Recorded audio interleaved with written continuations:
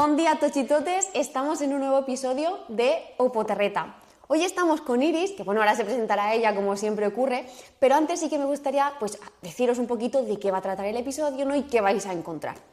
Pues bueno, Iris ha escrito este libro, que bueno, les dejaremos también el link en la descripción, o bueno, también como compartimos siempre reels y tal por internet, y ella también los compartirá, la podéis encontrar en Instagram por si queréis pedírselo, y es el libro que se titula Aprendiendo a ser maestra de alumnado con TEA, y como indica es una guía totalmente práctica, o sea que realmente ella lo que ha recogido en este libro es, con su experiencia, tantos años trabajando como PT, en los casos en los que se ha visto, cómo los ha afrontado, cómo ha aprendido, porque se ve muy claro que es como con el paso del tiempo qué iba haciendo, cómo voy mejorando y de qué me voy dando cuenta. Y eso es al final lo que nos va a contar hoy aquí, que tengáis esas ideas de que realmente muchas veces hacer más no es lo que es mejor, sino que hay que observar, conocer y dentro de ahí ya adaptar a cada alumno con TEA, porque ninguno es igual que el anterior, adaptar todo aquello que realmente veas que le funciona. Así que bueno, vamos a empezar. Iris. Encantada. Igualmente, muchas gracias por venir y por aceptar participar. Entonces eso, preséntate un poquito y ya empezamos al lío. Pues nada, soy Iris Caraval, soy maestra de PT ya unos cuantos años y estoy especializada en autismo. Y pues nada, pues hace poquito saqué el libro. Que va súper guay, ¿verdad? Por lo que te veo en Instagram. Va súper guay, de hecho me lo publiqué al poco de sacarme la plaza. Sí. Era algo que tenía que sacar. Y nada, que estoy muy contenta de estar aquí con vosotras. Muchas gracias. ¿Por qué especialista en autismo? Porque es un perfil que me ha llamado muchísimo la atención desde que empecé la carrera.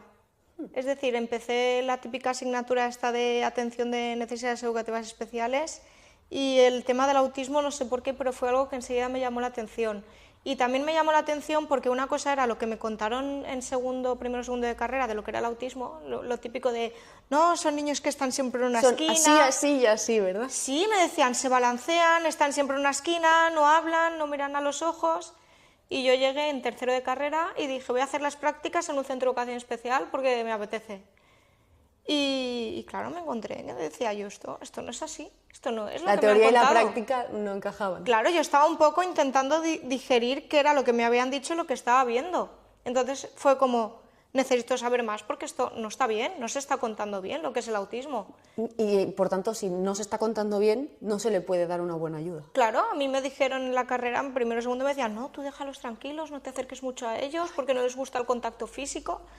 Ni visual, ni nada, no hablan. Y claro, yo llego y veo que son niños pues que tienen un lenguaje limitado. Mi primer contacto fue con alumnado con TEA grado 2, grado 3, pero veía que tenían algo de lenguaje o una intención comunicativa. Yo decía, esto que me han dicho, y este niño que me está aquí abrazando todo el día, esto no es lo que me han contado. Es que me está mirando a los ojos, es que me está entendiendo, es que esto no es lo que me han contado. Entonces fue también una necesidad de buscar respuestas, porque decía, si lo que me están contando no es lo que yo estoy viendo, el día que me ponga yo a ejercer de maestra de PT, ¿qué hago?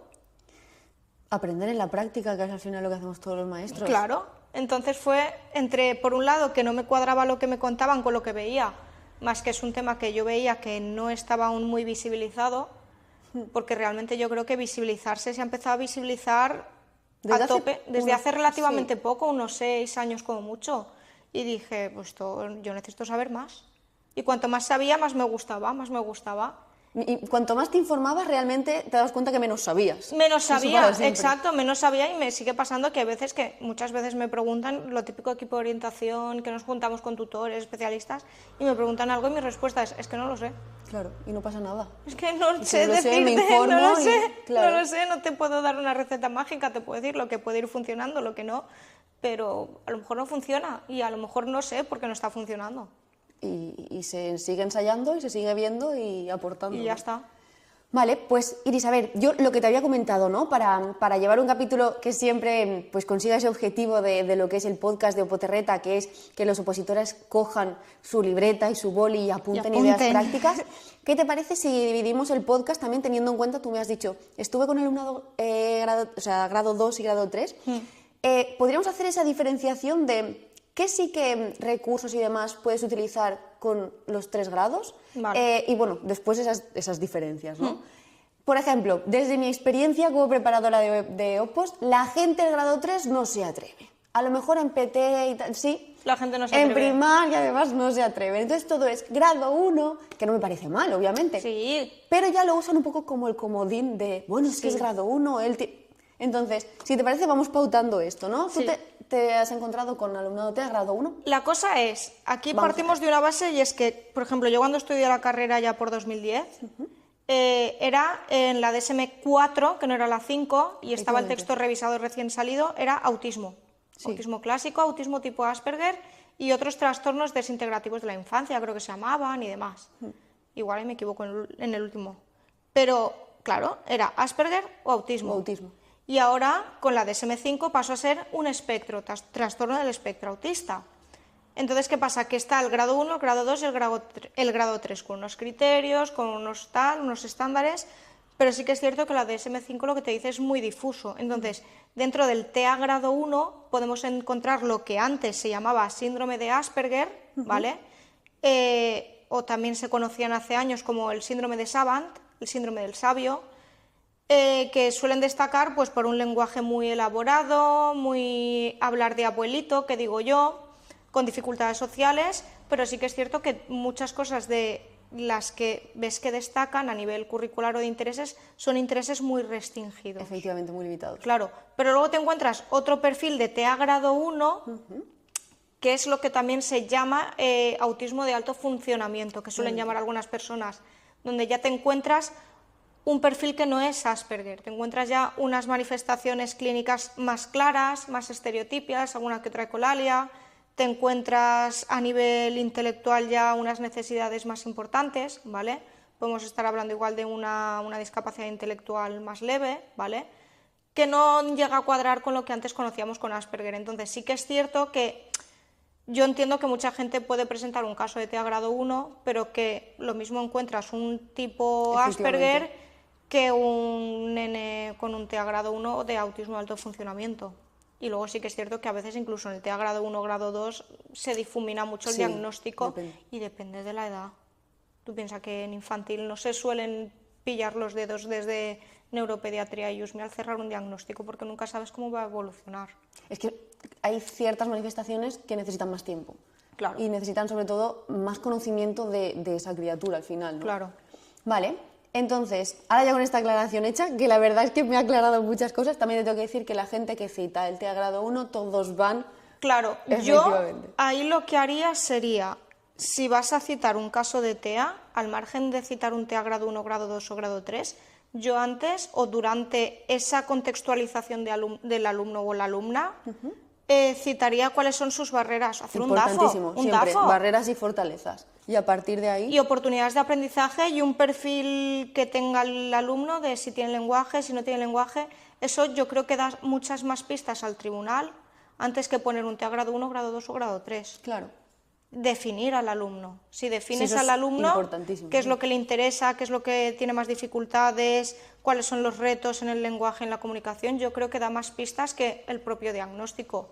Porque tú, por ejemplo, coges mi caso de cuando yo saqué la plaza y tú no le pones, le borro el diagnóstico y dirías, es autismo. Pues no, es un síndrome epiléptico. ¿Ves? Claro. Entonces yo creo que sin exponer al caso, describiéndolo, la sintomatología clínica, al margen de que le pongas una etiqueta diagnóstica o la que le dé el informe sociopsicopedagógico, va a dar muchas más pistas al tribunal a la hora de entender por qué estás atendiendo así a ese caso en la programación. Pues ves, muy guay, porque yo sí que es verdad que les hago poner, bueno, yo desde toda la academia, ¿no? En el punto de atención a la diversidad en su programación, ¿no? Siempre tienen tal cual lo que tú has dicho, esa pequeña definición, explicación, barreras, fortalezas y ya en base a eso medidas. Lo que pasa es que sí que también nos centramos mucho en barreras y fortalezas de lo que es el contexto que hablamos siempre, ¿no? Tanto de ellos como docentes, su metodología, las barreras físicas, familiares y demás. Entonces sí que hacer más hincapié en ya no barreras y fortalezas, sino en esas características de ese alumno, más que si es un grado o es otro. Porque así luego, a la hora de justificarlo, es más sencillo. Y para que luego esté el típico del tribunal que te diga, ¿pero qué grado es? Que sabemos que bueno, pero tú lo pones y ya también puede pasar, que yo entiendo que también es necesario. Y luego también no pillarse los dedos, porque si igual estás presentando un caso infantil, tú te puedes justificar en que el diagnóstico es abierto no está cerrado, es una sospecha de TEA, que es lo que encontramos hoy en día mucho en infantil, sospecha de TEA. Y luego el orientador o la orientadora marcará NE ¿por qué? Por sospecha de TEA y las medidas que sean. Claro. También te puedes escudar un poco en eso y es como una forma de hacer entender al tribunal que una cosa es un diagnóstico clínico y otra cosa son las necesidades que se detectan en un informe sociopsicopedagógico y que en ocasiones se asignan recursos sin tener un diagnóstico cerrado, Totalmente. porque igual tarda más de un año en llegar. Sí. Entonces, teniendo en cuenta todas estas características que me has dicho que pueden ser en el grado 1, ¿qué es lo que a ti más te ha funcionado? ¿Qué es lo que tú recomiendas? Pues depende del caso, pero anticiparles. ¿Cómo? Pues hay niños que necesitan pictograma y al pictograma yo soy partidaria de añadirle la palabra debajo como, según el caso, según la edad, un prerequisito para la alfabetización, es decir, ya está expuesto a la palabra, pues bueno, pues mira, pues cuando vaya a aprender a leer y a escribir es una exposición más que tiene a la palabra y la asociación a la imagen. Pues si toca patio, un picto de patio y la palabra debajo. Hay niños que necesitan directamente la foto del patio. Hay niños que no necesitan y simplemente leen y con que les pongas la palabra vale, depende de la edad, depende Que le de generes esa secuencia de lo que Sí. va a ocurrir con palabras simplemente y ya está. Al final es generarle lo que dices tú, la secuencia, anticipándosela y en función de la edad y si tiene la lecto o no, pues igual necesitas usar apoyos visuales o no. Generalmente, sobre todo si están presentando casos de infantil y primer ciclo y parte del segundo, sí que es bueno poner pictograma. Y eso, y luego pues tampoco pasa nada si mezclas picto con foto. Claro. Igual no es lo mismo decir ir al patio, si el cole tiene 3 patios o 2 patios, sabrá ¿a qué cuál. patio? O si ha hecho una transición de infantil a primaria, que sepa cuál es el nuevo patio. Y o sea, la anticipación es Siempre, sobre todo muy importante. siempre. Y en cuanto a la interacción, Buah, es que la interacción, eso es muy personal de cada niño, porque tenemos niños, yo me encuentro con niños que necesitan mucho espacio vital y que igual eso, claro, tienen una Muy figura de amplio referencia. Es que Sí. tienen una figura de referencia a veces, igual la figura de referencia es la tutora y conmigo quieren interactuar lo menos posible. Eso depende mucho del caso. Luego tienes otros nenes que les gusta interactuar mucho y al contrario, tienes que un poco frenar porque si no pierden un poco la atención. Depende del caso. Luego hay niños que igual necesitan, sí que es cierto que en el TEA grado 1 no suelen necesitar un comunicador dinámico, pero bueno, se puede valorar también, si fuese el caso. si fuese el caso. Vale.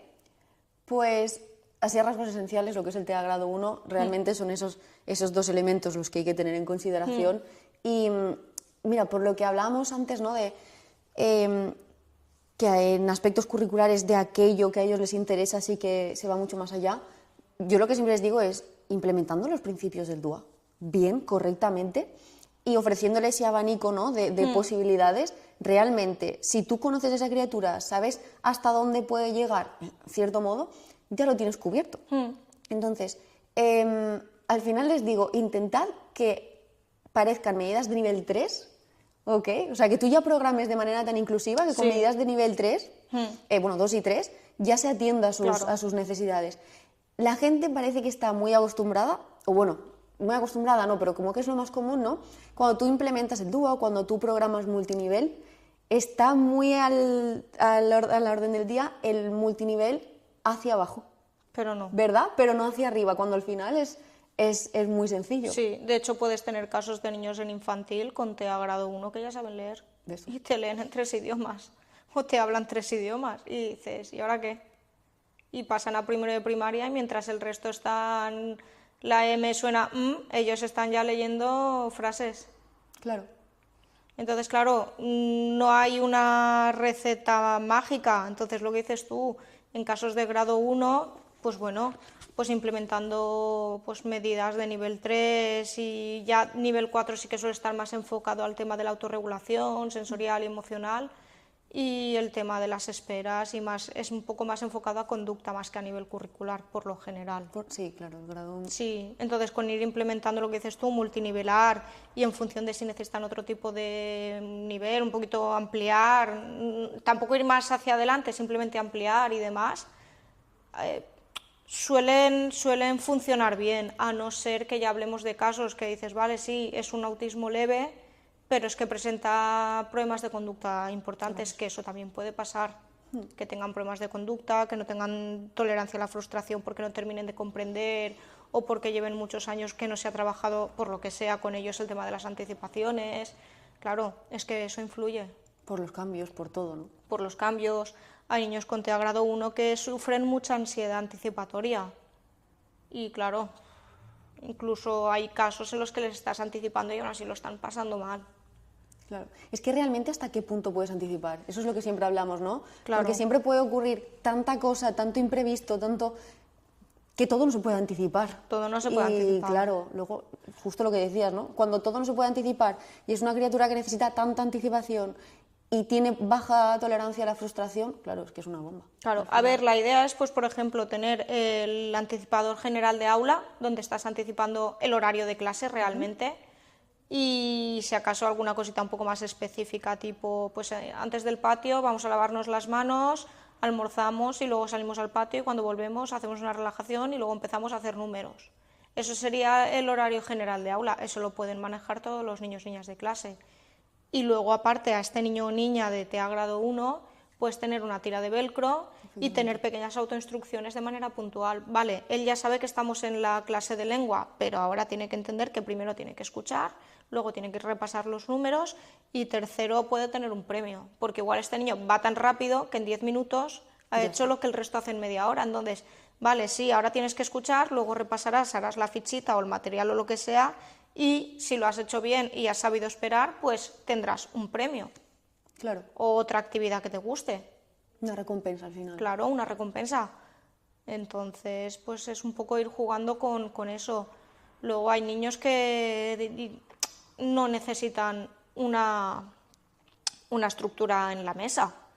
Hay niños que las necesitan continuamente y hay niños que las necesitan solamente de manera puntual cuando ya se están desregulando, en plan de le voy a poner el picto porque se me está yendo, que igual en otros momentos sé que no le hace falta porque el niño con que se lo diga verbalmente lo entiende, pero igual si veo que viene más alterado o ha pasado algún conflicto necesita de nuevo el apoyo visual. Claro. Y no pasa nada. Al final es lo que decíamos, es todo el rato conocerlo y saber qué necesita y qué no, Sí. y ajustarte a eso. Sí, yo he empezado a trabajar con niños y empezar con los tutores, que si la agenda visual la tira en la mesa... Al principio se intenta hacer todo. Y a los 3 meses quitas la tira, porque dices es que no hace falta. Y lo que dices tú, al principio quieres hacerlo todo, pero claro, cuesta. Eso es buena intención siempre al final. Pero cuesta, yo entiendo que cuesta.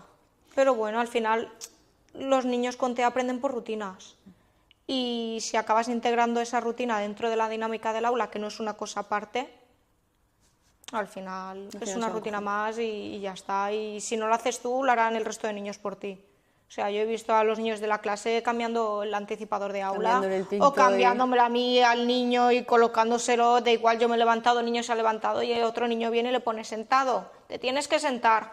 Y dices, ¿ves? Ya está. Muy bien. Vamos a pasar al TEA grado 2. TEA grado 2, venga. Que aquí ya tenemos... Sí, aquí ya empieza más chicha. Venga, cuéntame aquí. ¿Qué hacemos? ¿Qué encontramos primero? ¿Qué características pueden ser a lo mejor dentro de la diversidad que hay? ¿Qué características podemos identificar más, ¿no? ¿Y cómo podemos trabajarlas? Aquí la desregulación sensorial y emoción, sobre todo la sensorial, ya se nota un poquito más, ¿vale? Suelen haber ya más ecolalias o más estereotipias, las necesidades de apoyo son mayores, el lenguaje suele estar bastante más limitado. A nivel curricular no es que tengan más limitaciones, que en general suelen tenerlas, pero sí que es cierto que está todo mucho más restringido. Así como tú en un alumno o alumna con TEA grado 1 los intereses están más ampliados y puedes ir trabajando de todo a nivel curricular, en el caso de un alumno con TEA grado 2 yo lo que me he encontrado es que es más difícil. Es decir, si es un niño que le gustan mucho los números... Es presión absoluta. Claro, pasarlo de la sesión de mates a pasarle a la de lengua igual le cuesta más. Al revés, ¿no? Pero... Claro, entonces Ya. sí que es cierto que hay una mayor inflexibilidad por lo general y sobre todo mayor necesidad de apoyo por parte del adulto. Y al final, pues sobre todo en tema de lenguaje y comunicación. Y ahí es donde ya sueles empezar a ver niños con comunicador. Vale, Iris, vamos a hablar del tema comunicador porque, mira, cada vez me ocurre esto más con opositores, ¿no? Que entran son interinos, no entran a trabajar Y me dicen, Sandra, tenemos alumnado TEA que necesita comunicador y no hay. No hay en el centro. En el centro. Y claro, el centro pues solicita más recursos o lo solicita en concreto. Y claro, es esa angustia, ¿no? De ver, ostras, es que de verdad lo necesita. Primero, ¿cuántos años lleva esta criatura en este centro? ¿Por qué esto no está? O sea, ¿cómo puede pasar esto? ¿Qué hacemos aquí? A ver, ahí pasan dos cosas y tampoco me meto demasiado porque al final yo soy PT, no soy AL, aunque tenga la formación en comunicadores y tal y los implemente y demás, pero claro, al final yo soy PT. Suelen pasar dos cosas. Los comunicadores es algo relativamente reciente, al menos los que hay hoy en día con tablet, porque realmente antes lo que se usaba era PEX. Se usaba PEX o signos, o por gestos y tal. Y tableros y algunos pictos o algún pulsador, pero lo que es por tablet Es reciente. es relativamente reciente. Empezamos con el NSO Verbo y el Let Me Talk, luego ya salió Proloquo to Go hace unos años y luego salió, bueno, también salió, no me acuerdo por fechas, salió el TED Snap, el Dynavox. Y ahora el último que ha salido es el gratuito de Arasaka, que es el Asterix Grid, y van todos por tablet. Y que es el que utiliza la inmensa mayoría. Claro. Entonces, ¿qué pasa? Que el Asterix Grid salió hace 3 años, si no me equivoco. Unos 3 cursos, sí. Entonces, claro, es relativamente reciente. Y el Proloquo y todos estos eran de pago. Entonces, no se veían mucho porque valen muy caros. Sobre todo Proloquo, que además funciona con Mac. Entonces, claro, era muy raro ver un niño con un Proloquo. Entonces, entre que es relativamente reciente, que necesitas formación específica, que no es sencillo implementarlo, que requiere de mucho tiempo, cada vez se ven más, pero sí que es cierto que no tanto como nos gustaría, porque requiere de una formación específica, porque luego ves que el comunicador también tiene relación con el aprendizaje de la lectoescritura y la alfabetización, y eso requiere de más formación. Y de mucha coordinación con también el tutor. Muchísima coordinación. Entonces pasan dos cosas. Por un lado, que es algo relativamente reciente y que hay muchísimo mito detrás de no, es que se hará más vago, no, es que dejará de hablar lo poco que dice, no, es que se vuelven adictos a las pantallas. Claro, y tienes que volver a explicar, ¿no? Un comunicador no crea ningún mecanismo de adicción. ¿En qué momento un niño se va a hacer adicto a decir me duele la tripa o tengo hambre? No. Claro. Entonces, claro, por un lado también te encuentras todos esos mitos. Y luego también los recursos de apoyo, los productos de apoyo que tardan muchísimo en llegar. Bueno, eso por descontado. Entonces, claro, no es sencillo ¿Y qué hacemos mientras, Iris? Pues opciones, o bien... Hacerlo rudimentario como se ha hecho toda la vida, ¿no? Hacerlo rudimentario como se ha hecho toda la vida, que no funciona igual, porque es una lástima, porque los comunicadores dinámicos por tablet tienes el feedback de la palabra. Claro. Y es mucho más interactivo y es mucho más intuitivo y te da mucho más feedback y te da un recorrido que en un papel no te da. Entonces, una opción es esa, hacerlos en papel. Yo hasta hace 4 o 5 años que salió el Asterix, nos imprimíamos la pantallita del Proloquo y lo hacíamos así. Claro. Y sin otra opción es, si el centro dispone de alguna tablet que no estén usando, pues usarla en clase y en función, pues a lo mejor valorar con la familia que la pueda sacar a casa, responsabilizándose y demás. Y que tampoco no es una solución porque al fin y al cabo el comunicador, la idea es que lo use en el centro, en casa y fuera de casa. Es decir, para ir al parque, para ir a la piscina, donde sea, en terapia. Y otra opción es que la pague la familia. Claro. Es que no te queda otra. Entonces, ¿qué suelo hacer yo? Pues en lo que pedimos el recurso, el producto de apoyo y lo que tarda en llegar y todo el rollo, pues según la situación económica de la familia solemos pedirles que les compren ellos la tablet, ¿vale? Se suele informar de las posibilidades que tienen, pues que tenéis Asterix Grid, que es gratuito, tenéis Proloquo, que es otro rollo completamente distinto, aunque la dinámica es la misma, pero es de pago, y tenéis también el TED Snap y demás.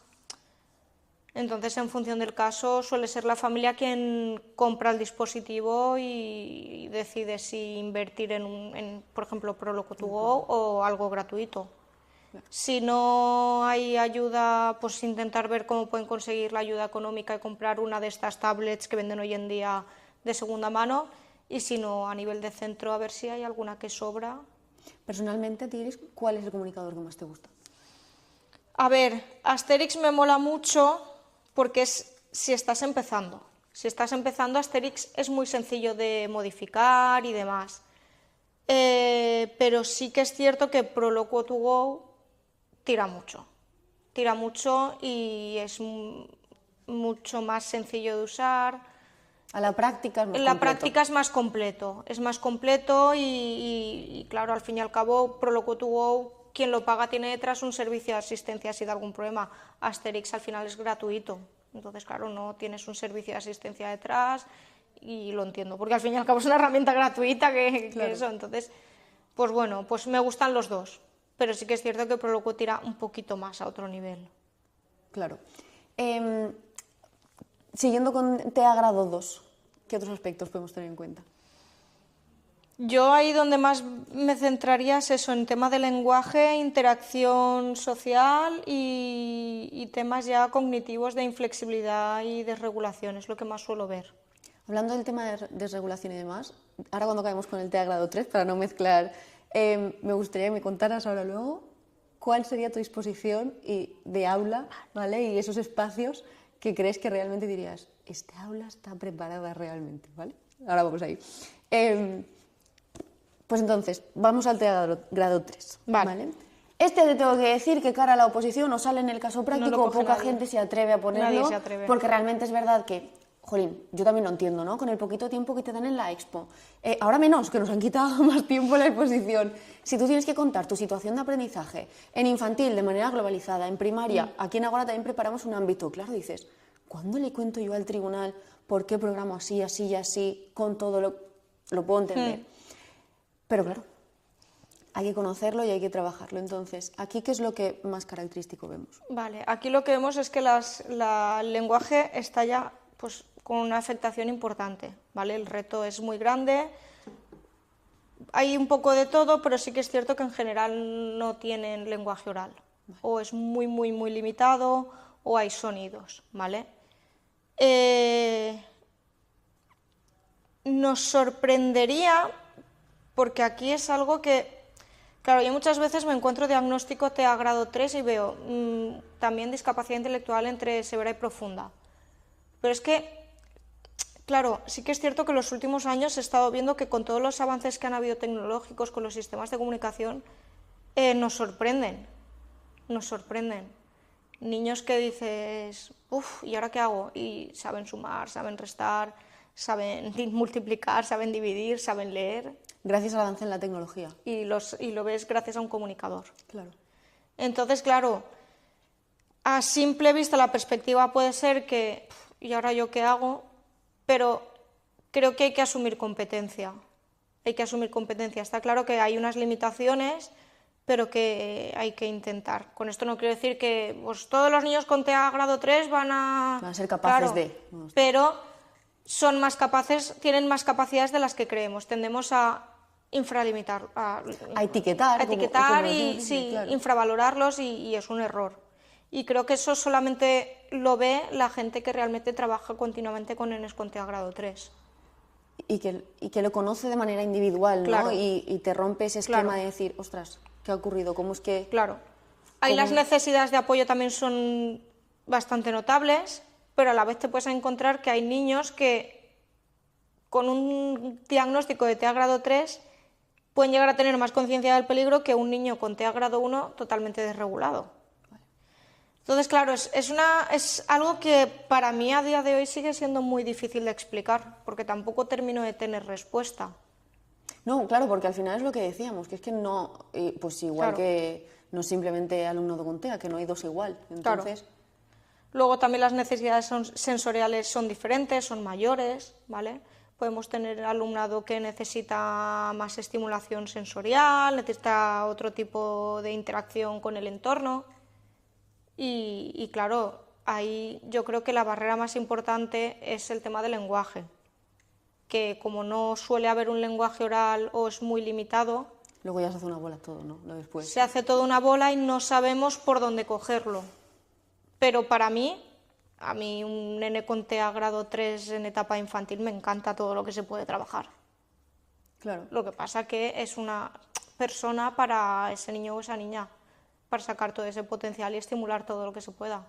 Que luego, claro, atendiendo a las horas que tienes, ¿no? Claro. A tu intervención, Claro. dices, claro, yo aquí necesito estar pues todo el día con él. Necesitan luego también un referente muy claro, así como en general todos los niños necesitan un referente, estos nenes más. Necesitan una rutina muy marcada, muy repetitiva, muy sencilla, unas pautas muy claras, usar siempre el mismo lenguaje, ser muy predecibles. Necesitan muchísimo un referente. ¿Y aconsejarías, Iris, que toda esta rutina, todas estas pautas de realmente anticipación y demás, crees que deberían hacerse también desde casa? Sí. Porque a mí lo que me ocurre, ¿no? Muchas veces, yo he trabajado con TEA y, jolín, claro, dependiendo del contexto de donde vienen, pues esto no existe. Ya. Entonces, claro, es que ya te entra a clase completísimamente desregulado. Les dices, yo tengo la mejor de las intenciones, voy a hacer todo lo que pueda, pero es que tengo a 22 más, claro. Claro. A ver, al final también forma parte de nuestro trabajo la coordinación con la familia, Claro. y luego pues es como todo en función de la situación familiar, del contexto del que partan y de la mochila que tengan detrás, va a ser más o menos fácil el poder ampliar esas pautas fuera. Lo mismo que con los agentes externos también forma parte de nuestras funciones, de todos, de especialistas, de tutores. Esa coordinación Claro. y ese compartir información al final. Claro, porque imagínate que en el centro externo están usando una estrategia para modificar la conducta y yo estoy haciendo algo totalmente diferente. ¿Y qué pasa si no se pone de acuerdo? Ay, es difícil, ahí es difícil, ahí es muy difícil. Yo en esos casos preguntaría a la familia. Si el agente externo y el centro no se ponen de acuerdo, familia. Al final la familia tiene la última palabra, porque van a estar con la familia toda la vida.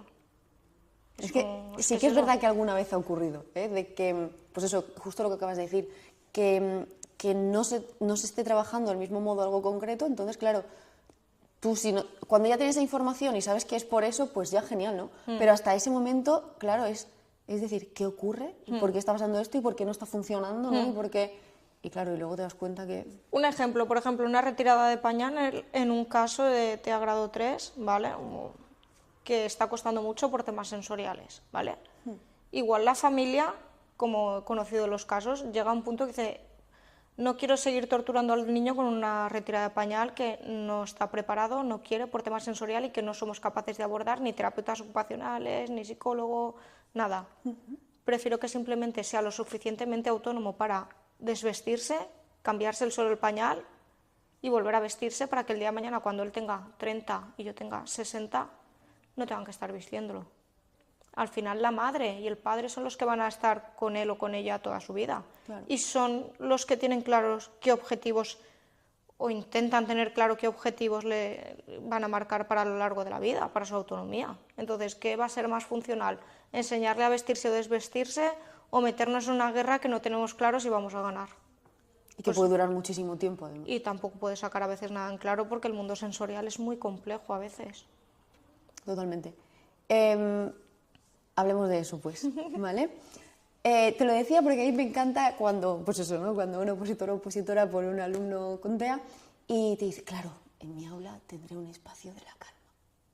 Y digo, sí, perfecto, ¿con qué? Y ya te empiezan ahí a contar todo el merchandising de los espacios de la calma. Entonces, por eso yo quería que tú dijeras, mi aula, de referencia y demás, tendría estos espacios y con estos recursos por estos motivos. ¿Vale? Porque si no, ahí tenemos botellas sensoriales, Fidgets. tal cual, y 4 cosillas más. Entonces es como, no, ¿qué y por qué? Pues mira, no hay aula de referencia que tenga un espacio, porque es que depende muchísimo. O sea, yo he habido aulas que la cestita de material estaba al lado del niño, ha habido aulas donde tenía un rincón general para todos, ha habido aulas donde el rincón estaba fuera en el pasillo. ¿Ves? Y funcionaba Y igualmente. funcionan igualmente. Al final, donde lo pongas y que pongas, lo importante es que funcione al niño o la niña. Y luego valorar si solamente la va a usar tu alumno o si la va a usar todo el alumnado. Hay ocasiones en las que se puede ser un recurso de aula y otras que por restricciones del alumno, porque tiene que ser suya, no puede ser otra y no puede permitir que la comparta y tiene que estar 100% disponible para él o para ella, es su cesta. ¿vale? Eso también Claro. puede pasar, tienes que valorar si va a ser del niño o de todos. Lo mismo con los apoyos visuales. ¿Esta agenda va a ser solamente del niño o pueden usarla todos? ¿Qué alternativa tiene mi niño?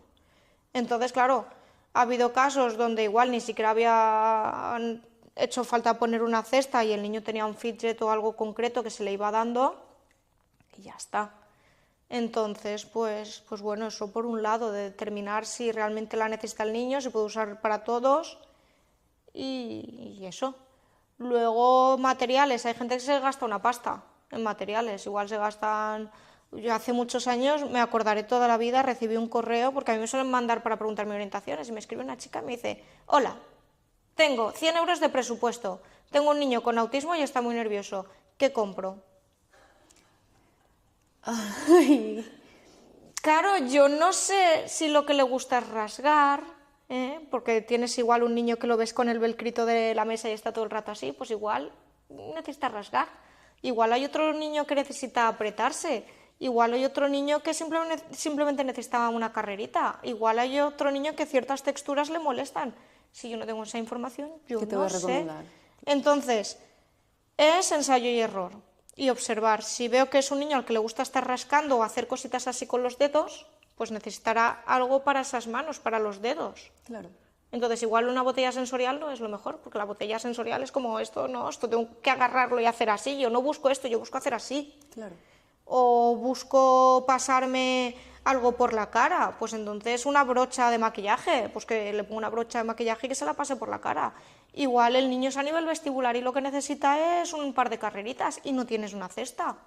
O necesitas un saco de licra de vez en cuando que se meta ahí y estar ahí apretado. O necesita la típica banda para los pies, igual es los pies lo que lo mueve. Claro. Es fijarse e ir probando. Lo bueno es que hoy en día en Amazon sobre todo venden packs de estos de 20 euros que vienen 1000 cosas y dices, ¿alguna funcionará? Claro, vamos a probar con esto, algo le ayudará y a partir de ahí, ¿no? Ya Claro, profundizamos. entonces, pues si vas perdida porque no terminas de ver claro qué funciona, pues vas probando cositas. Y si no, también tienes una encuesta, que es la del perfil sensorial de Peter Vermeulen, que tú respondes a las preguntas, la familia las responde y tienes unas pistas de qué tipo de necesidades sensoriales tiene.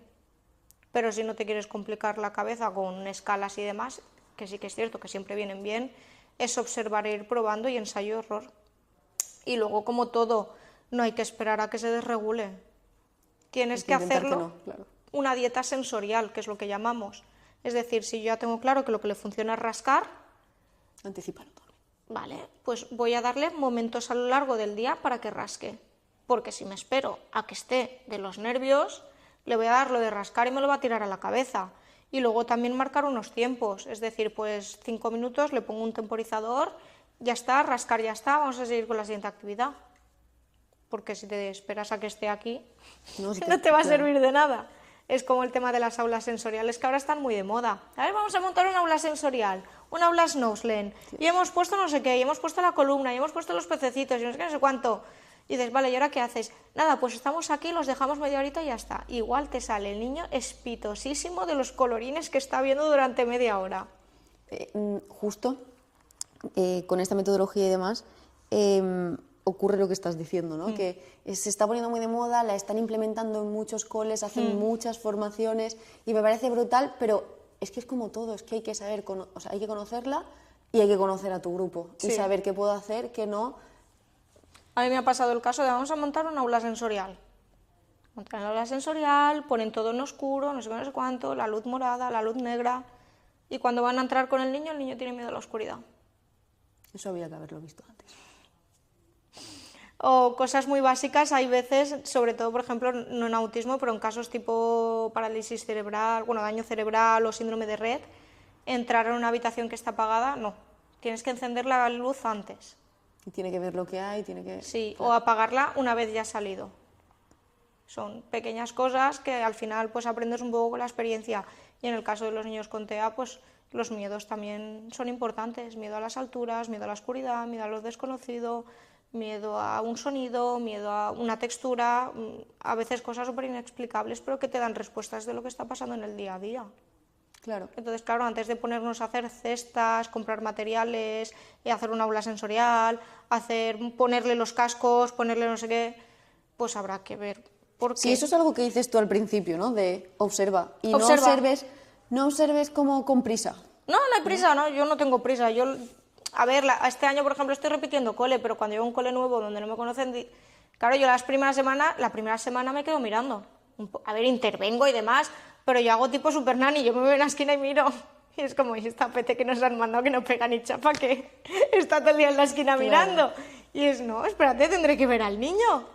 No sé, tendré que conocerlo, Veo me esa tendrá interacción, que claro. conocer a mí. Llego yo ahora, no sabe ni quién soy, y ahora Y me me pongo a su lado, ¿no? Me Va a siento decir, con él. ¿esta qué hace? Ya. Entonces, claro, observar y observar y observar y observar, y a poco ir probando cosas y equivocarse. A veces lo más absurdo es lo que funciona. Totalmente. Es que además siempre suele pasar que Es que es aquello lo que más haces por absurdo. error muchas veces es lo que más le ha gustado o algo que no habías ni planificado. Sí, te dejas la pasta en preparar una cesta sensorial y luego funciona, yo qué sé, cualquier cosa. Coger un papel higiénico y pasártelo por la cara y dices ¿Cómo puede ser? 0,03 céntimos al día. Claro. Es que... Sí, por completo. Y no lo sabes. Y no pasa nada. No, si es que al final yo creo que eso es justo lo que a la gente le da tanto miedo. Y es como, a ver, primero sí que intenta informarte todo lo que puedas, Sí. pues las familias, los docentes que han estado con él, pero luego pues es lo que decimos, ¿no? Prueba y... Y verás, y ya está, y te equivocarás. Claro.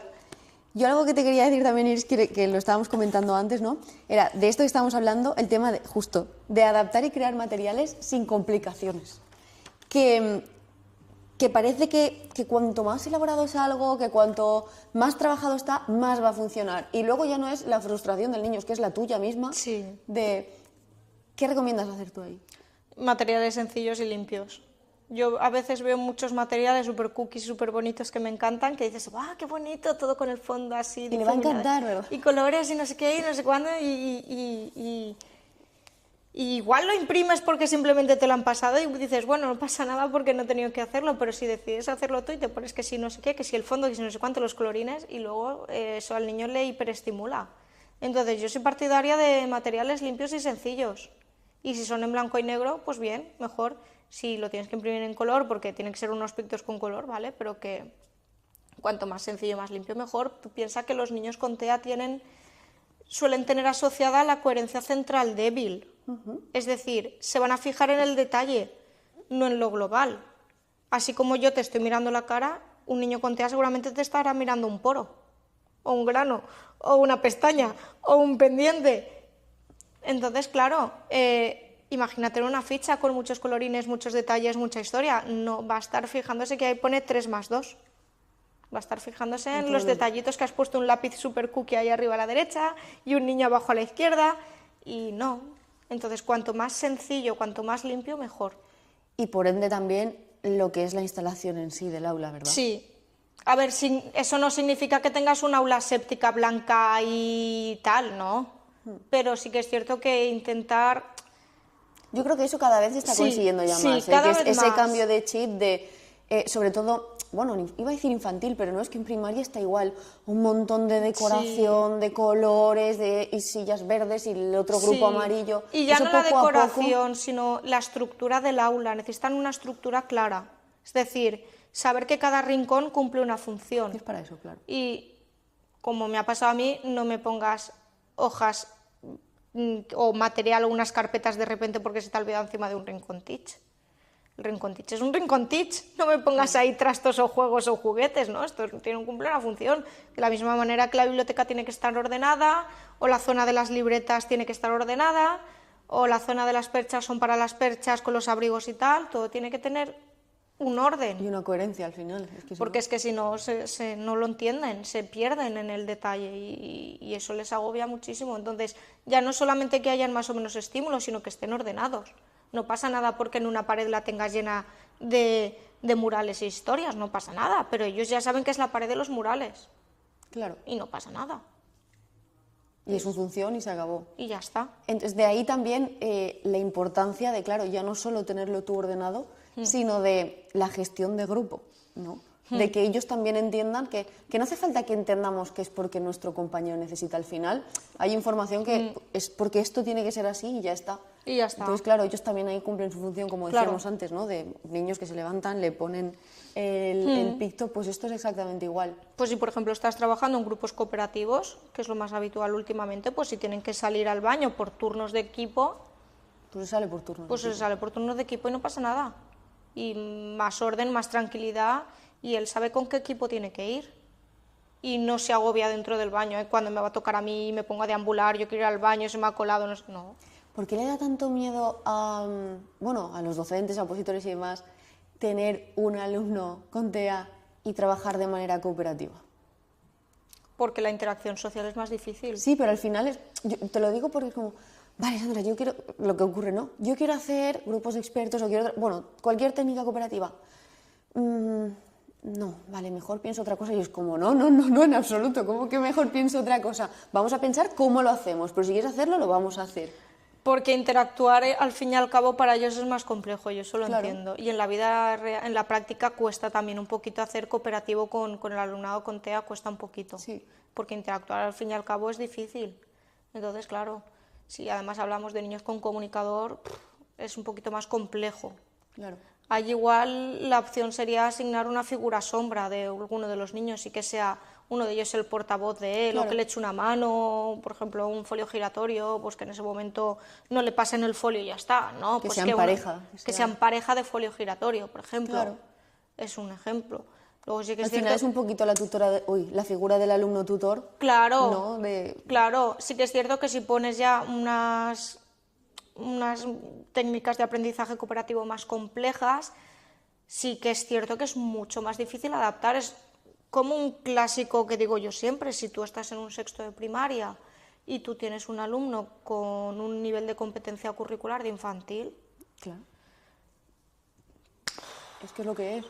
Claro, es que Una igual cosa es ellos... trabajar de manera cooperativa, pero otra cosa es no saber la realidad de mi grupo. Claro, entonces No a mí muchas veces me dicen DUA y dices, vale, pero es que igual están trabajando una, yo qué sé, un de esto literario, no me sale ahora el nombre, Una tipología textual. Una tipología textual, y qué solución me dan a mí, que busque la letra A en el texto. No puede ser. Igual como mucho en 5 minutos te he encontrado la letra A en un texto adaptado, pero ya está, en 5 minutos ha acabado la tarea. ¿Qué hace el resto relacionado con la actividad que están haciendo el resto?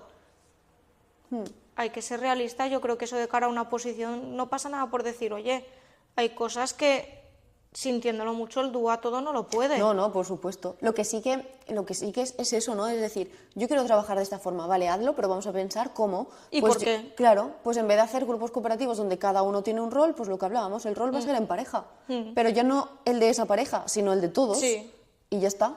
Yo soy partidaria de que cara a una oposición, y ya no solamente una oposición, en el día a día, en el aula, mientras tú tengas tu propia justificación pedagógica y se pueda sostener y que tenga una coherencia, ya está.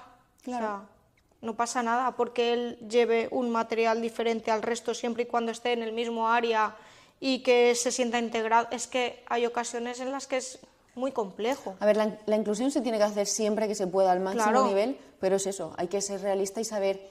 Claro, el tema está en que, aunque todo esto ya vaya evolucionando, yo lo que veo es que todavía llegan opositores, ¿no? Que siempre tienen los más jovencillos 23 años o Sí. así, y cuando han tenido algún caso, bien en prácticas, o bien que han sido alumnos y tenían un compañero TEA, pues ya sin grado 3. No, claro, como era ACIS, él llevaba su... Y dices, no, hombre, claro, no puede No, hombre, ser. eso no puede ser.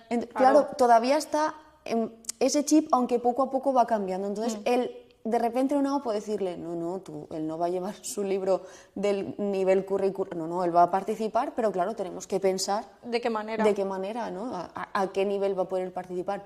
Justo la semana pasada me pasó con una chica que quería poner un apadrinamiento, no me acuerdo si era un apadrinamiento lector y demás, con infantil, y era como, claro, pero tengo... Y dices, pues más de lo mismo, ¿por qué no? Claro que sí, pero no va a ser individual, no va a ser tutorado, sino pues 2 y 2. Apadrinamientos lectores, por ejemplo, si tienes un niño en infantil con TEA, pues o bien que el de quinto o sexto, que suelen ser quienes hacen los apadrinamientos lectores, en vez de ser 1, que sean 2, Claro. o según el caso, con acompañamiento del especialista o el tutor, ¿vale? No pasa nada, en plan sombra y echar una mano. Otra opción, si es quien tiene TEA, al niño de quinto o sexto, Claro, a eso me refería yo. Claro, Que era claro. En este caso puede ser los propios de infantil quienes lean a los de quinto. Que lean, no. Pero, por ejemplo, que expliquen un dibujo. Que cojan un cuento solamente álbum con ilustrado. dibujos. O incluso, por ejemplo, yo lo que veo muy necesario desde infantil, la sensibilización, cuentos con pictogramas. Si tú trabajas previamente, antes de ese día de la lectura compartida, un cuento con pictogramas, un niño neurotípico de infantil te va a poder contar el cuento Igualmente. igualmente. Entonces, se lo puede contar al niño con TEA. No pasa nada. Al fin y al cabo es una lectura compartida. Y es un puntazo totalmente diferente. Y en no una pasa OPO, ¿eh? nada. Y al final es eso, ¿no? Lo que se busca en un apadrinamiento lector, ¿no? Que puedan compartir experiencias. Efectivamente. Pues en este caso serán los niños de infantil quienes le cuenten un cuento al niño con TEA Y ya está. y que haya alguien más de quinto con ese niño para acompañarlo como referente y que no se agobie. Y ya está, y al final estás trabajando un 2 por 1. Por un lado un apadrinamiento lector y por otro lado una sensibilización previa del alumnado de infantil o de quinto respecto a lo que es la lectura fácil. Yo llegaba a tener en primero de primaria una estación que era, pues, por ejemplo, me decían, es que queremos ayudar a un alumno con el comunicador, ¿vale? Pero es que si tú no sabes leer el comunicador, tú no le puedes ayudar. Y me decían, no, porque hay dibujos. Y digo, ya, pero hay dibujos que tú puedes interpretar una cosa pero significa otra. Entonces, hasta que tú no sepas leer un comunicador, no puedes. ¿Qué vamos a hacer? Una estación de lengua va a ser leer el comunicador de este alumno. Entonces se crearon tarjetas de los pictogramas de Arasac con la palabra debajo y se iba trabajando en la lectura. Y estaban súper motivados porque una estación era aprender a leer un comunicador. Y que además saben que eso es algo que va a ayudar a su compañero o a su compañera. O sea, y al final... Sí, y a veces, bueno, a veces no, prácticamente siempre el refuerzo más fuerte, más potente lo tienen los compañeros de aula. Es el del grupo. Yo he tenido alumnado con TEA grado 2 que no decir ni pío, y en un patio una niña insistiendo, ¿qué es la raqueta? ¿Qué es la raqueta? Y de repente decirle, que no. Y todos girados, ha dicho que no. Se había puesto tan pesada la niña que al final el niño tuvo que decir que no. ¿Ves? Y ya, pues a partir de ahí, los niños empezaron a Es para insistir. darle las gracias a la Se le dio las gracias, se le dio las gracias. Por pesada. Pero es que lo consiguió, el niño se giró, le dijo que no. Y yo, uy, no lo había oído hablar en mi vida ese niño. Y a partir de ahí empezamos a cogerle el punto con los niños y tal, empezaban a insistir y el niño empezó a decir palabras. Pero sí, Solo sí. había que ser un poquito más Un pesada. poquito más Iris. pesado, sí, sí, sí. En el caso de esta niña, igual si me hubiese puesto pesada yo habría pasado de mí. Bueno, claro. Pero es que el refuerzo que hacen los compañeros de trabajo está infravalorado. O sea, los niños es una pasada lo que pueden conseguir. Iris, a mí me gustaría saber tu caso más complicado. Más complicado. Yo creo que alguno de tema de conducta. Sí. Algún que otro caso que he tenido muy complejo, pero son los de problemas de conducta. Cuando ya estamos hablando de un tema que está muy viciado, que viene de antes, que ya tienen cierta edad, que tienen entre 10 y 12 años. Esos casos son... Yo he tenido alguno muy complejo. En cuanto a agresividad, ¿no? Sí, En cuanto a- mucha agresividad, en centro de educación especial. Y la solución que yo recuerde, hasta donde yo sé, no ha sido sencilla. Estamos hablando de casos donde hay igual no TEA, pero otras necesidades y necesitan mucha ayuda en general. Hasta donde yo pienso, mi recorrido hasta ahora, todo el alumnado con TEA que he tenido, la verdad es que no ha sido un alumnado súper mega difícil para mí. He tenido más dificultades igual con otro alumnado que tenían otras comorbilidades. Vale. Entonces, claro, ya hablamos de un nivel de agresividad y un nivel pues, que requieren pues, igual de una medicación bastante importante. Y a lo largo de su vida han terminado ingresados en centros de día, en centros internados en psiquiatría infantil. Pues estamos hablando de casos... A ese nivel de gente. A ese nivel, Claro. ese nivel. Pero no eran casos con alumnado con TEA, la verdad. Yo esto te lo pregunto por lo siguiente que te quería decir, que era justo que tienes un capítulo que es gestionar conductas difíciles sin perder la calma. Eso es difícil, ¿eh? Pues ahí quería Eso ir. es difícil. Ahí quería ir. Eso te lo tienes que tomar con mucha filosofía y ahí realmente lo que influye es el ambiente laboral. el ambiente laboral, la coordinación que tengas con el tutor o la tutora de ese niño, porque si no hay una coordinación y no hay unas pautas claras y no hay unos objetivos en común, la cosa no va a salir puede bien. ir bien. Porque, por ejemplo, yo he tenido casos de estar el niño en clase haciendo algún sonidito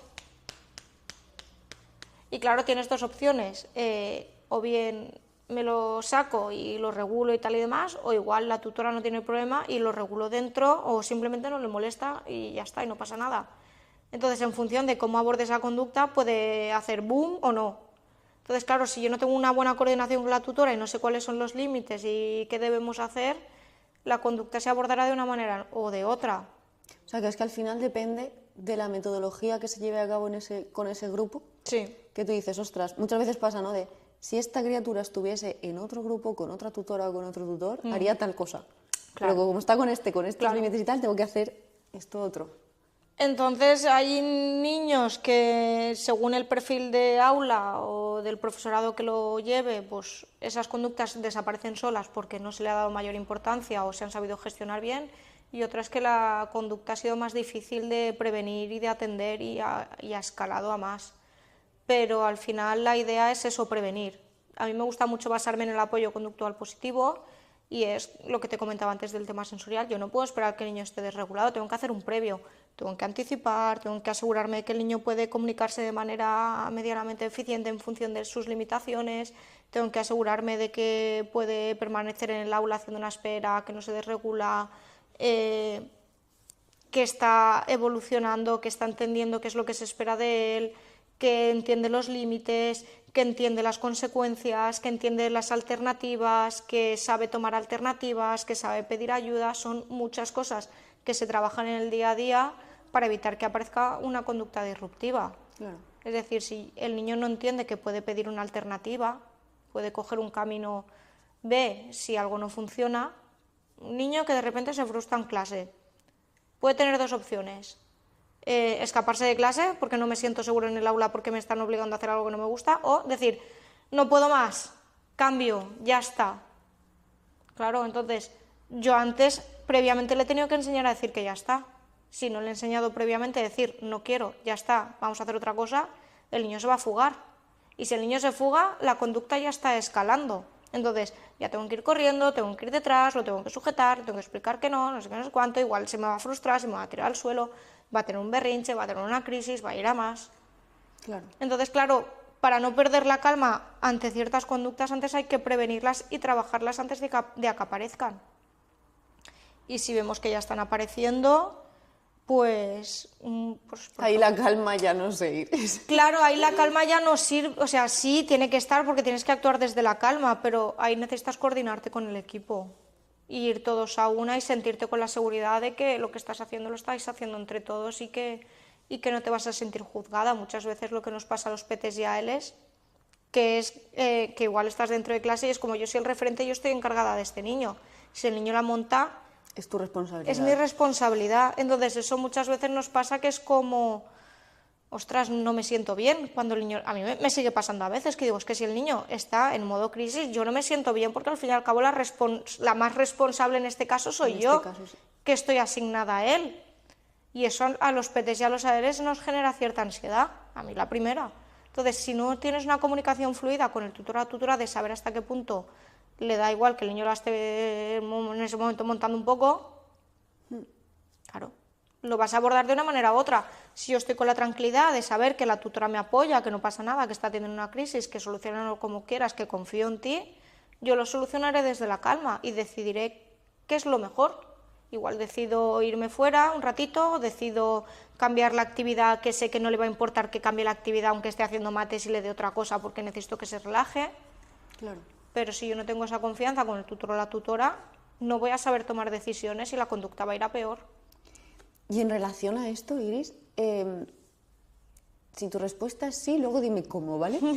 ¿Tú eres partidaria de incluir al grupo, quiero decir, de que el grupo conozca pues que nuestro compañero tal tiene unas necesidades diferentes a las nuestras, que son estas, y cómo podemos ayudar?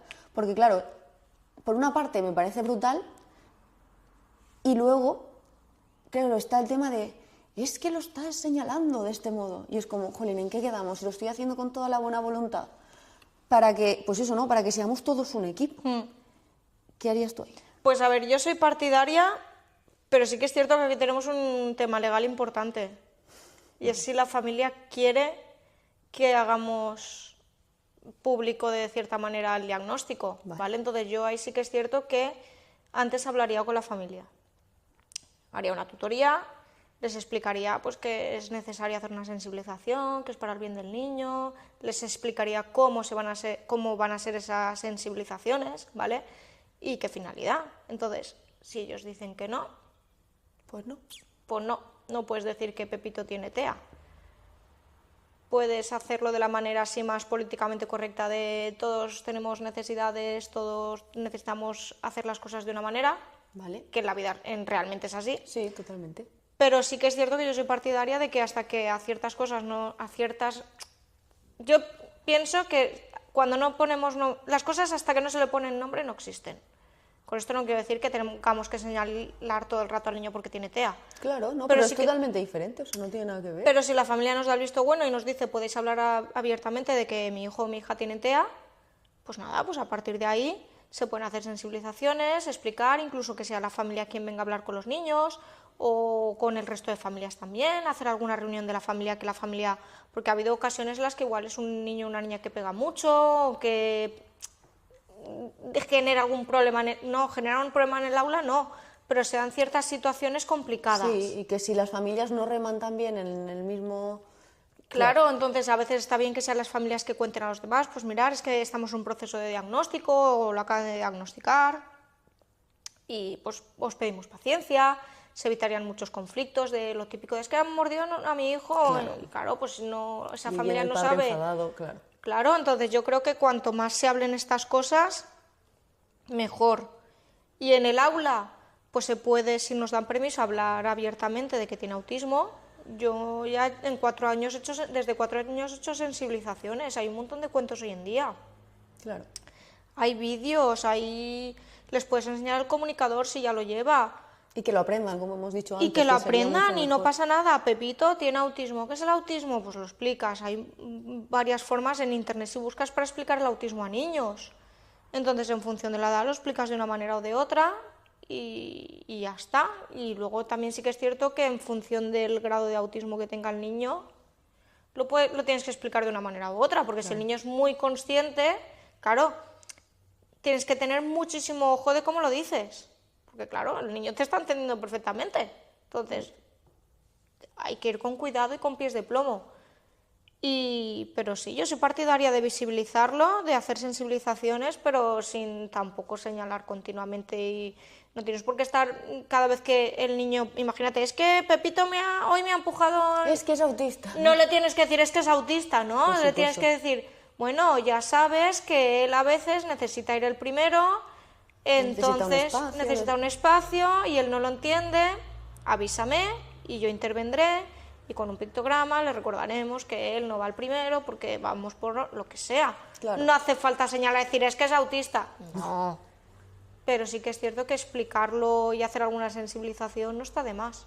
Claro, al final es justo lo que tú decías, ¿no? Ponerle nombre, no Claro. esa etiqueta para clasificar y encasillar, sino a partir de ahí saber qué necesita, que el grupo también lo sepa Sí. y que de manera autónoma pues colaboren, que eso se ve mucho, Sí. mucho en los niños, Sí. de que entre ellos mismos dicen, pero ¿qué no sabes que él necesita o qué no sabes que él quiere? Sí, y sí. claro, al final... Mira, a mí hace poco estaba en un cole y vino un agente externo y viene la chica, nos pregunta, o tal, no sé qué, ¿qué hacéis con él? Que no sé cuánto. ¿Y habéis sensibilizado al grupo sobre el autismo? Era un grupo de 4 años y, hombre, sí, hemos hecho esto, hemos hecho tal. No, es que eso también es importante a la hora de acoger al niño. Y al poco rato entra un niño en la clase y le dice a la chica, ¿y tú quién eres? Y le dice, me llamo tal. Y me dice, ¿y tú también eres autista? Porque sí. No lo sé, porque igual lo relacionó que estaba con el niño en ese momento y lo relacionó como una figura de referencia fuera y dijo, pues igual ella también es autista. Claro, ya está. Y ya está, y no pasa nada, y no. Y al final es abordarlo desde la naturalidad. No es necesario estar haciendo hincapié continuamente, pero ya está, explicar el autismo y que lo Y más que entiendan. nada que conozcan, ¿no? Aquello que necesita su compañero y Y lo que dentro de lo pueden posible, aportar, efectivamente. lo que es su responsabilidad y lo que no, porque a veces también, muchas veces, los niños quieren ayudar mucho y hay muchas veces que dices no, no, porque hay cosas que lo que yo tampoco quiero es que estés actuando de un cuidador. Yo lo agradezco y tal, pero hay Esa figura es momentos... mucho más común en niñas, ¿verdad, Iris? Sí. Como que cogen mucho más Sí, ese rol sí, sí, de sí, querer sí, sí. cuidarlo, querer sobreprotegerlo. Sí, sí, sí, sí, y lo agobian mucho. Sí, y tampoco le y lo aporta justo lo que necesita. Sí, y muchas veces lo digo, no es un bebé, es que no habla, y digo, ya, no habla, pero que no hable, no significa que sea un bebé, que tiene 12 años. Tiene 12 años y las niñas están ahí a tope con él. Y sí que es cierto que eso lo vemos más en niñas, Sí, pero sí, claro, sí. hay ocasiones que, y hay veces a mí me hacen gracia cuando son pequeñitos en infantil, que igual tienes un niño que nada de lenguaje oral, y te dicen, ha pedido una galleta, y tú pensas, Seguro que sí. y me dice, y yo, ¿pero qué ha dicho? Quiero una galleta, y digo, y además ha dicho tu nombre, ¿a que sí? Me dice, sí, lo ha dicho, y yo, Ya. claro, yo qué sé, es esa magia infantil, pero bueno, yo creo que sí que es necesario. Iris, yo te quería preguntar, ¿cuáles crees tú que son los principales errores o mitos que cometemos cuando trabajamos con alumnos TEA? Vale, el mayor error que me encuentro últimamente es, tiene autismo, me lo tengo que sacar del aula. No, no, no, no, no, no, no. No, que tenga autismo no significa que por sí te lo tengas que sacar del aula. Que puede que necesites algún momento de que salga en el aula, no lo dudo. Claro. Pero no puedes pensar que porque tiene autismo ya enseguida te lo tienes que sacar del aula. Eso es uno de los errores máximos. Luego también otro error es llenar todo de pictos. Todo el centro, ¿eh? Todo, todo, todo. A veces yo veo y todo el aula llena de pictos y todo con pictos y que está bien, que me parece muy bien. La que intención es muy buena. Ni nada ni todo. Y la intención está muy bien, pero claro, no, igual no es necesario tanto pictograma. O lo que decíamos en plan de, pues voy a comprar todos los materiales sensoriales y no sé qué. No hace falta tanto. No sé. Eso yo creo que son los mayores errores. Y luego ya errores que por suerte cada vez veo menos, que les hablan gritando. Como si que yo tengo el tono de voz muy alto, yo soy la primera que grita mucho y soy muy exagerada y voy por los pasillos gritando a todos. No sé qué, ven tú por aquí, no sé cuánto. Pero hay gente que es como que habla con un tono normal y llega el alumno con TEA y le hablan como si estuviese sordo, que dices, vamos a ver, que es autista, no sordo. O sea, no, o sea, ¿qué haces? Eso por suerte me lo encuentro menos. Es como que se quieren hacer entender mejor. Sí, sí, sí, sí, y es como que hablan y hablan en indio, hablar en indio. A ver, yo entiendo que hay ocasiones en las que necesitas, cuando ya hablamos de un TEA grado 3, un lenguaje muy marcado, muy estructurado, muy sencillo, pero tú no tienes que hablarle, sí, ir patio. No, vamos al patio. Di siempre vamos al patio o di solamente al patio, no digas vamos a jugar a la pelota en el patio, pero ir patio. Tú jugar, yo no sé qué, y encima una de las mayores dificultades que tienen ellos es el yo, el tú, toda la teoría de la mente. Hoy me ha venido un niño en el patio y me viene y me dice, no sé quién ha pegado. Y yo, vale, ¿te ha pegado a ti? No. Y yo, vale, y digo, ¿ha pegado a otro niño? No.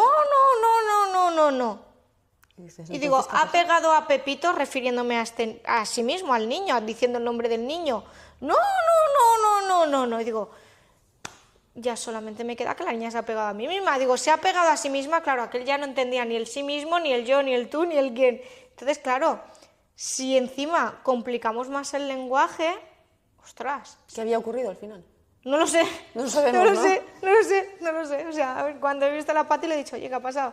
Y me dice, yo creo que ha sido él el que le ha pegado a ella. Que eso también puede ser, que le ha pegado a ella y lo ha tergiversado y ha sido que ella es la que ha pegado. Porque claro, es que esas cosas, teoría de la mente, lenguaje, eso influye. Entonces, uno de los errores es cómo utilizamos el lenguaje con ellos. Claro.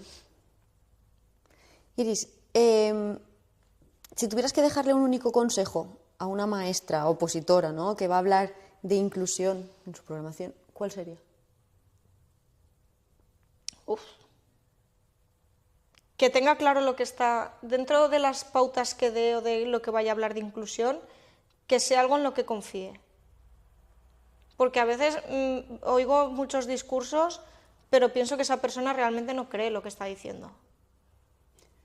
Tiene que ser si algo no lo ha práctico. puesto en práctica a lo mejor, ¿no? Tiene que ser algo práctico. Yo no sé, nunca he estado de tribunal, pero yo pienso que el tribunal, que al final son profesores y maestros y docentes y quieren cosas, escuchar algo que vaya a funcionar y que sea realista.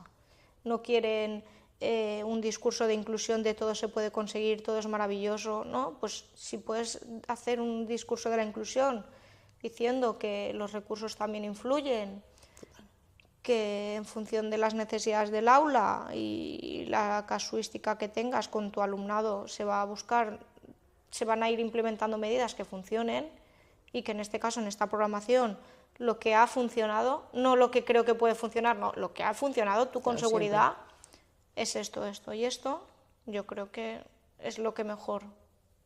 Lo que más va a aceptar el tribunal como realista, ¿no? Sí, Como porque creíble. al final, no sé, yo no estoy de tribunal, pero si me tocase de tribunal, a mí, por ejemplo, no me gustaría escuchar que todo vale, porque sé que no todo vale ni todo funciona. Quiero escuchar que se pueden intentar cosas y que en el caso de este que estás presentando lo que te ha funcionado ha sido esto y por qué te ha funcionado. Y que me lo justifiques bien por qué te ha funcionado. Porque no es lo mismo que tú justifiques que has usado un comunicador. Que cómo, ¿no? Claro. Pues Iris, ya para cerrar, ¿vale? Te voy a hacer una pregunta. Lo que pasa es que a ti te la he adaptado un poquito, obviamente, al tema, ¿no? Como soy PT. Claro, que es, siempre le he dado a todo el mundo, pero eso a ti en concreto, que es que qué situación, pero en tu caso con alumnado te ha ocurrido que te haya marcado, ya bien como docente o como persona. No sé decirte con alumnado con TEA que me haya marcado. Es que todos me marcan de alguna manera. Siempre sobre todo, ¿no? Que se ve un avance, Sí, ¿no? Que ves que tu trabajo ha funcionado. Sí, yo sí, tuve un caso concreto, el típico caso de TEA grado 3, que nadie daba un duro por él, nadie. Todos decían lo mismo, es que no se enteras, que no escuchas, que no miras, que el comunicador no, es que no es tal. Pero él siempre estaba a mi lado. Él siempre estaba a mi lado. Cuando yo decía el nombre o sin referirme a él, él enseguida venía a mi lado. Y nunca me miraba, bueno, alguna vez me miraba a los ojos, pero él estaba ahí. De hecho, una de las frases del libro, que es la de no te miran, pero están ahí, yo era un poco por él, porque es como, él siempre estaba a mi lado. Era muy curioso, no necesitaba mencionarlo directamente, pero si hablaba de él, él estaba. Por eso te digo que muchas veces pensamos que los nenes con TEA grado 3 no asumimos competencia o pensamos lo típico de no, es que no están, no se enteran, es que no están en este mundo. Y yo incluso a veces también peco de eso, pero... Sí, de hacer algún comentario incluso, sí, ¿no? Sí, pero ese niño siempre estaba ahí y yo con ese niño siempre tuve una conexión muy bonita. Y de hecho la mamá me acuerdo que me lo contaba, que a mí me emocionaba mucho, que por las mañanas cuando se despertaba le decía, te vas al cole con Iris. Y dices, es que se le ilumina la cara. Y es un niño que la verdad sí que me marcó un poco, porque era un niño que nunca jamás le oí una palabra, que costaba mucho que mantuviese el contacto visual, pero hubieron pequeños avances que a mí me marcaron muchísimo. Y era un niño que siempre estaba ahí. Estaba pero no estaba. Yo había veces que estaba en clase y de repente me agobiaba porque era ¿dónde está? ¿Dónde está? No lo veo, no lo oigo. Y de repente aparecía a mi lado y no lo mencionaba, porque era muy silencioso, pero sin mencionarle y preguntar ¿dónde está? Enseguida aparecía como diciendo, sabía que era él. Estoy aquí. Igual ni me estaba mirando una esquina de la clase y claro, yo decía, pero si es que no estoy teniendo ningún tipo de interacción con él, pero está conmigo. No hay nada de... No era una atención conjunta respecto a una tarea o una conversación, pero él estaba conmigo. Éramos pinipón. Yo iba por el patio, para arriba, para abajo, ahí vigilando y él siempre estaba detrás. Y cuando me paraba, se paraba unos metros por atrás. Y cuando le decía sin mirarlo, vete a jugar, se iba a jugar. Bueno, a jugar, se iba a otro lado como diciendo, ya me estoy pasando. Y la verdad es que es uno de esos niños súper especiales, que al final todos son especiales, pero él sí que es cierto que me dejó una huellita bonita y me acuerdo mucho de él. Y a veces lo veo, a veces coincido con él. Y se acuerda de ti, obviamente. Y me acuerdo muchísimo de él y él me mira y a veces se hace el longis, me saluda, otras no, pero sí. Pero sabes que eso él también lo lleva. Sí. Igual que tú te lo has guardado, él se lo ha guardado también. Sí, y está más alto que yo también. Y eso digo a la madre, digo, a ver si le prohíbes crecer. Que ya está más alto que yo. Claro, porque ¿qué edad tenía ahora? Ahora estará en sexto, tendrá 12 o por ahí. Pues imagínate, y tanto que está más alto ya. Pues nada, Iris, yo quería darte las gracias, ¿vale? Porque creo que de verdad ha sido un capítulo que, jolín, no se pueden quejar de que ideas de qué hacer, cómo y por qué no se hayan dado. De esa sensibilización, ¿no? Sobre todo de la importancia de, jolín, si es que lo que nos han enseñado de manera teórica no es lo que se aplica, que al final pasa con todo, ¿eh? Pero cuando es algo así, que depende tanto tu labor y tu conocimiento de poder ayudar, pues es todavía más importante, ¿no? Y sobre todo eso, que puedan ver lo que es el trabajo del PT o de la PT, pero también como tutores, sea de infantil, de primaria, todo lo que ellos pueden aportar y todo lo que ellos van a ayudar el día de mañana, justo lo que decías, ¿no? Si se coordinan bien, si entienden esa necesidad y depositan esa confianza en el o la especialista. Lo importante que es que muchas veces, yo creo también, Iris, no sé tú, ¿qué piensas de que muchas veces por falta también de comunicación un poco, ¿no? Sí. De, mira, yo necesito realmente sentir que me apoyas, que entiendes a esta criatura, ¿no? Y claro, a lo mejor esa tutora o ese tutor también necesita un poquito de explicación por tu parte de... Sí, pero es que no tenemos casi tiempos para la comunicación, cuesta muchísimo. Y si atiendes mucho alumnado de muchas aulas, Tú me dirás. yo el año pasado tenía 20 alumnos a los que atender. 20, ¿qué hago con 20? ¿Cómo me comunico, ¿no? Con todos esos tutores, con todas esas familias, con todo ese tal? Imposible. A ver si alguna vez conseguimos, ¿no? Que bajen también la ratio y todas estas cosas que se están luchando. Ya. Pues El sí. sueldo también, que es lo El que se está sueldo también. diciendo, ¿no? Pero, jolín, es lo que muchos docentes, ¿no? Sabemos que al final ya no es ni tanto el sueldo, que sí, No. por favor, que la Las vocación condiciones es- laborales. Pero Las condiciones ¿cómo laborales vas a lo poder son hacer todo. bien tu trabajo? De hecho, hay un capítulo en el libro, bueno, 2, que hablan de eso, del burnout. De decir, es que hay veces que te quemas y la vida pasa y no te das cuenta. Está claro. Y que tu aportación pues es mucho más inferior a la que sería si realmente pudieses dedicar el tiempo y la atención que deberías. Pues sí. Pero bueno, al margen de eso, que podemos hacer poco a poco, pero sí. Pues nada, eso, chicos, que espero que os haya encantado el capítulo. A mí me ha encantado tener a Iris aquí, que hable pues desde la realidad tan absoluta de cuál es su función día a día, de la experiencia que ha tenido con todos estos años, de qué ha hecho y le ha salido bien, de qué ha hecho y le ha salido mal y entonces ha rectificado, ¿verdad? Y que, pues eso, que no tengamos miedo a que eso ocurra, ¿no? Que al final es tener buena intención, implementarlo y si funciona, quedárselo y si no, tal. Y que, otra cosa también que dices aquí en el libro y que obviamente es sentido común, que lo que te sirve en un momento, tú ya te piensas que esa estrategia es fantástica, igual, incluso con la misma criatura en otro momento no te sirve, o lo que tú ya piensas que llevo no sé cuántos años trabajando Y va a con funcionar, y y no tiene nada que ver. Así que eso, que cojáis todas las ideas prácticas como siempre, que las implementéis en vuestra programa, en vuestros casos y tal. Y le estaba diciendo a ella antes, ¿no? Que lo repito muchas veces, que a nosotros lo que nos haría felices sería que después de la OPO, ¿no? En caso práctico, lo que sea, dijerais, es que he puesto esto y esto que contó ¿Y ha funcionado, Iris, no ha y le ha funcionado? gustado en el caso, el tribunal me ha dado la enhorabuena y tú te has hecho un poco así la longuis porque, ¿no?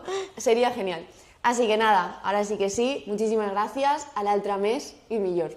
Ahora nos hemos enrollado, cosa mala, ¿eh? Madre mía. Nada, hora y media casi. Bueno, día tranquilo no, que sustituyo en infantil. No puede ser día tranquilo entonces. Y luego, ¿quién nos sustituye a los PTs? ¿Quién? Nadie. No, por Dios, no. Muchas gracias, Iris, me ha gustado mucho. Eso es para morirse.